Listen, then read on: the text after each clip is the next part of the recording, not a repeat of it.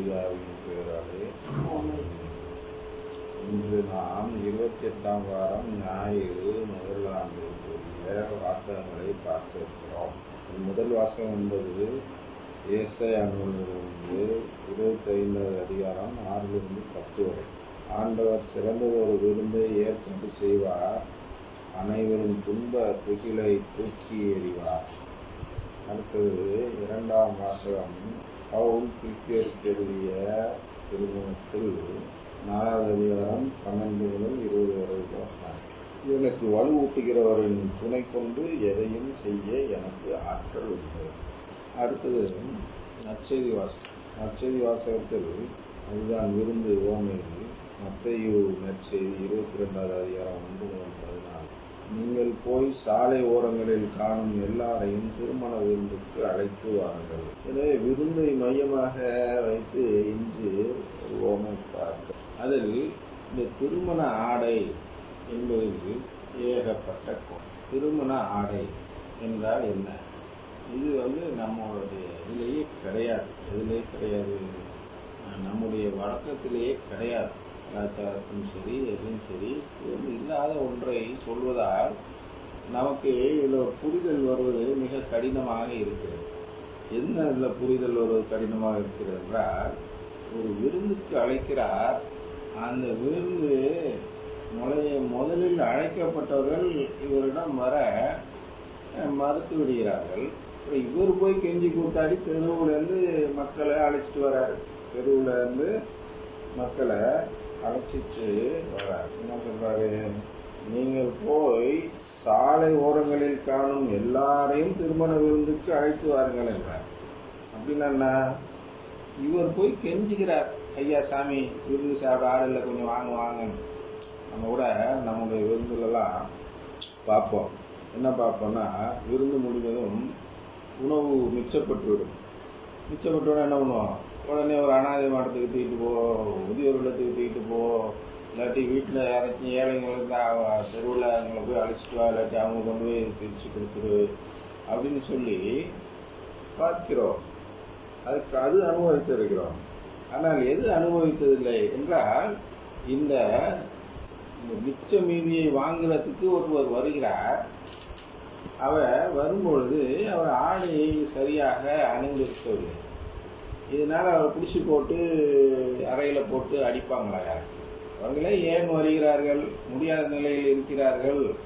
ஆனால் அவர்கள் ஆடை அணிந்து வருவது எதிர்பார்க்க முடியாது. அவர்கிட்ட இருக்கிற ஆடையை தான் அனுபவம். திருமண ஆடை என்று ஒரு ஆடையை எடுத்து சிறப்பாக மாற்றி அதை அணிந்து கொண்டு வர வேண்டும் என்று, அதுவும் ஒரு விருந்துக்காக அணிந்து கொண்டு வர வேண்டும் என்ற யாரிடமும் அந்த பழக்கமே கிடையாது. அதனால் இந்த உவமை புரியலை. அதான் உண்மை. உதாரணத்துக்கு நம்முடைய வேளாங்கண்ணியின் அதிபர் இன்று திருப்பலி வைக்கும் பொழுது என்ன சொல்கிறார்கள் என்றால், 2 வார்த்தை பயன்படுத்துகிறார்கள். ஒன்று இந்த ஆடை என்பது திருமுழுக்காக இருக்கலாம் என்ற ஒரு வார்த்தை. இன்னொன்று நற்பண்புகள் தான் ஆடை, இந்த ஆடை என்று இன்னொரு விளக்கம். 2 விதமான விளக்கம் தருகிறார்கள்.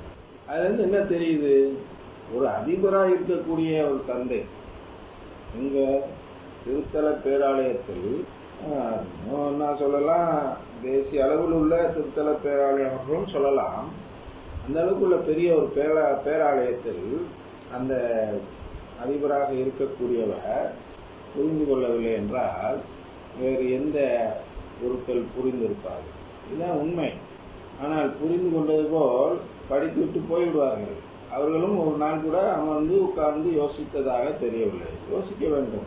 எதெல்லாம் புரியலையோ விவிலியத்தை வாசிக்கும் பொழுது சென்று அறையில் உட்கார்ந்து தியானித்து அதன் பொருளை எடுத்து விளக்க சரியான புரிதல் கிடைத்த பின்புதான் தூங்க வேண்டும். எதையோ சொல்லி ஒப்பேத்திட்டு போயிடுவோம், நேரத்தை ஓட்டிடுவோம். ஏடியில் பணம் கட்டிட்டோம், அந்த டைமுக்கு அதை முடிக்கணும், அதை நிரப்பவும் செய்யணும், முடிக்கவும் செய்யணும். அந்த கணக்கிலே இருந்து பிரசங்கம் வைத்தா எப்படி வரும்? வராது. அது மாதிரி இந்த இடத்துல என்னன்னா, நீங்கள் போய் சாலை ஓரங்களில் காணும் எல்லாரையும் திருமண விருந்துக்கு அழைத்து வாருங்கள் என்று ஒருவர் அழைத்து விட்டு எப்படி அந்த நபரை அடிக்கிறார் இல்லையா? என்ன செய்கிறார் என்றால், மண்டபம் விருந்தினரால் நிரம்பியது என்பதோடு முடித்து விட்டார்கள் இன்றைய வாசகத்தை. ஆனால் இறுதியில் என்ன நடக்கிறது என்றால், அந்த ஆடையை அணிந்து வராதவர் தண்டிக்கப்படுகிறார். எல்லாரும் தெரிந்ததுதான் இந்த உவமை வாசித்தது.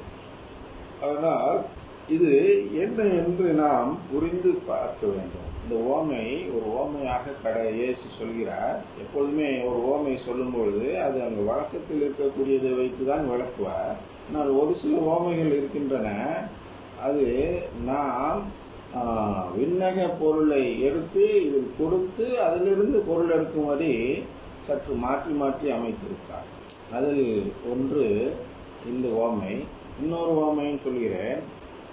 நம்ம ஞானப்பிரகாசம் ஃபாதர் என்று ஒரு முதன்மை குரு ஒருவர் தஞ்சாவூரில் இருக்கிறார் அல்லவா, அந்த ஃபாதர் பிரசங்கம் வைக்கும்போது இது நேரடியாக கேட்டார். எதை கேட்டார்? இது பெரிய அநீதியாளராக இருக்கிறார் கடவுள் என்று. என்னன்னா, காலையில் ஒருத்தன் வேலையில் செய்கிறான், மத்தியானம் ஒருத்தன் வேலையில் செய்கிறான், சாயந்தரம் ஒருத்தன் வேலையில் செய்கிறான். எல்லாருக்கும் ஒரே மாதிரியான ஒரு சம்பளம் கொடுக்கிறார் இல்லையா? இதுவும் அனைவரும் புரிந்து கொள்வதில் சற்று கடின நிலை இருக்கிறது. அதுபோன்று ஒரு சில வசனங்கள், ஒரு சில ஓமைகள் இயேசு மாற்றி சொல்கிறார். ஏன் மாற்றி சொல்கிறார் என்றால், அது அப்படி மாற்றி அமைந்து உள்ளது விண்ணரசின் மறைபொருளை விளக்கதான் ஓமை சொல்கிறாரே தவிர, இந்த கதையின் சுவாரஸ்யத்தை கொடுப்பதற்காக அவர் ஓமை சொல்வதில்லை. ஓமை வாயிலாக நமக்கு விண்ணரசின் மறைபொருள் விளக்கப்பட வேண்டும், அதற்காக சொல்கிறார். எனவே இந்த இடத்தில் நாம் விண்ணரசின் மறைபொருளை அதில் பொருத்தி பார்க்க வேண்டும். அதாவது நீங்கள் ஒரு மறைபொருள் சொல்லலாம், நான் ஒரு மறைபொருள் சொல்லலாம். ஆனால் இந்த இரண்டு விதமான மறைபொருளில் எது இந்த இடத்தில் பொருத்தினால் மிகவும் பொருத்தமாக பொருந்துகிறது என்பதை சோதித்து பார்த்த பின் அந்த மறைபொருள் எது என்பதை நாம் புரிந்து கொள்ளலாம். எனவே இங்கே எதை வைத்து பொருத்தி பார்க்க, இது இல்லை, எந்த ஒரு ஓமையாக இருந்தாலும் ஒரு கத்தோலிக்கர் படிக்கும் பொழுது எதை வைத்து பொருத்தி பார்க்க வேண்டும் என்றால், கடவுளின் குடும்பத்தை அதில் பொருத்தி விட வேண்டும். வேறு உண்மையில் ரொம்ப சிம்பிள். கீ, திறவுகோல் என்று சொல்கிறோம் அல்லவா, சாவி, திறவுகோல் என்று சொல்கிறோம். ஒரு சிலருக்கு இது மாதிரி திறவுகோல் என்று சொன்னால் அது போன்ற வார்த்தைகள், தமிழ் வார்த்தை பயன்படுத்தும் போது விளக்கம் புரியாமல் போய்விடுகிறதா. அதனால் நான் தூய தமிழில் பேசுபவனே அல்ல, வேறு வழி இல்லை. நான் இப்படி சில வார்த்தைகளை தமிழில் சொன்னால்தான் மற்றவர்களுக்கு பெரும்பான்மையினருக்கு புரிகிறது, ஒரு சிலருக்கு புரிவதில்லை. இருந்தாலும் எனக்கு வேறு வழி தெரியவில்லை. முடிந்தவரையிலும் வார்த்தைகளை தமிழில் பயன்படுத்துவது நல்லது என்பதால் அதில் சொல்கிறேன். திறவுகோல் என்றால் சாவி. ஒரு ஓமையும் நான் புரிந்து கொள்ள வேண்டும் என்றால் ஒவ்வொரு ஓமையிலும் ஒரே சாவியை தான் போட வேண்டும். ஒவ்வொரு ஓமைக்கும் ஒவ்வொரு சாவி போடக்கூடாது. இயேசு ஒரு சாவி தான் நமக்கு கொடுத்திருக்கிறார். விண்ணரசின் திறவுகோலை உனக்கு நான் கொடுப்பேன்னு சொல்றார் அல்லவா பேதுருவிடம். அந்த திறவுகோல் தான் இந்த திறவுகோல். அங்கே ஒன்றும் சாவியெல்லாம் கிடையாது, விண்ணகத்துக்கெல்லாம் சாவியெல்லாம் கிடையாது. செத்து போனால் போகிறோம் இல்லையா, அதில் ஒன்றும் இதெல்லாம் கிடையாது. அதுக்கு ஒரு கதவு இருக்கிறது. எந்த கதவு இருக்கிறது? நற்கருணை ஆண்டவர் என்ற ஒரு கதவு இருக்கிறது. அந்த கதவை புரிந்து கொண்டு அதன் உள்ளே நுழைய வேண்டும் என்றால் இந்த கடவுளின் குடும்பம் என்ற ஒரு திறவுகோல் வேண்டும், ஒரு நம்பிக்கை வேண்டும். கடவுளின் குடும்பத்தின் மீது நம்பிக்கை வைப்பதுதான் அந்த திறவுகோல். அந்த திறவுகோல் தான் பேதுருவிடம் இருந்தது. அதனால்தான் பேதுருவை தேர்ந்தெடுக்கிறேன் என்று சொல்வதை இயேசு அவ்வாறு சொல்கிறார். விண்ணரசின் திறவுகோல் உனக்கு கொடுக்கப்படும் என்று அவரிடம் சொல்கிறார். அதை தான் நாமும் பயன்படுத்த வேண்டும். நாம் உள்ளே நுழைய வேண்டுமா, இந்த திறவுகோலை தான் எடுத்து செல்ல வேண்டும். கடவுளின் குடும்பம். எனவே இந்த இடத்தில் நாம் கடவுளின் குடும்பத்தை பொருத்தி பார்க்க வேண்டும். இதில் இல்லை, எதுவாக இருந்தாலும் அதுதான் பொருத்தி பார்க்க வேண்டும். இதில் சிறப்பாக எப்படி பொருத்தி பார்க்க வேண்டும் என்றால், அவர் விருந்துக்கு அழைக்கிறார் அல்லவா. விருந்துக்கு அழைக்கும் பொழுது என்ன செய்கிறார் என்றால், யாரெல்லாம் தன்னோடு விருந்தில் பங்கெடுக்க இருக்கிறார்களோ அவர்களெல்லாம் ஒரு அரசர் அவர் பெரும் பணக்காரன்னா பெரிய அரசர்னு வச்சுங்க. ஒரு அரசர் விருந்துக்கு அழைக்கிறார். அந்த யாரெல்லாம் தன்னுடைய அழைப்பை ஏற்று தன்னை விரும்பி தன்னோடு விருந்து உண்ண யாரெல்லாம் தனக்காக நேரத்தை எல்லாம் ஒதுக்கிவிட்டு தன்னுடைய வாழ்நாட்களில் உள்ள முக்கியமான நிகழ்ச்சிகளை எல்லாம் ஒதுக்கிவிட்டு யாரெல்லாம் இந்த அரசருக்காக நேரத்தை ஒதுக்குகிறார்களோ அவர்களெல்லாம் தன்னுடைய வாரிசுகளாக தேர்ந்தெடுக்க இருக்கக்கூடிய ஒருவர் மக்களை விருந்துக்கு அழைக்கிறார். அதை வைத்து நீங்கள் இதை முதலில் பார்க்க வேண்டும். அதன் பிறகுதான் அதில் உள்ள ஓமைகளின் உதாரணங்கள் புரியும், உருவகங்கள் எல்லாம் புரியும். ஆனால் அந்த அடிப்படையில் இதை பார்ப்போம். என்ன பார்க்க வேண்டும் என்றால், இயேசு மீண்டும் தலைமை குழுக்களையும் மக்களின் மூப்பர்களையும் பார்த்து ஓமைகள் வாயிலாக பேசியது. விண்ணரசை பின்வரும் நிகழ்ச்சிக்கு ஒப்பிடலாம். அரசர் ஒருவர் தம் மகனுக்கு திருமணம் நடத்தினார். யார் அந்த மகன்னா, இங்க என்ன, இயேசுக்கு திருமணம் நடத்துகிறதுக்கு ஒப்பிடுறார். திருமணம் நடத்துகிறார். திருமணம்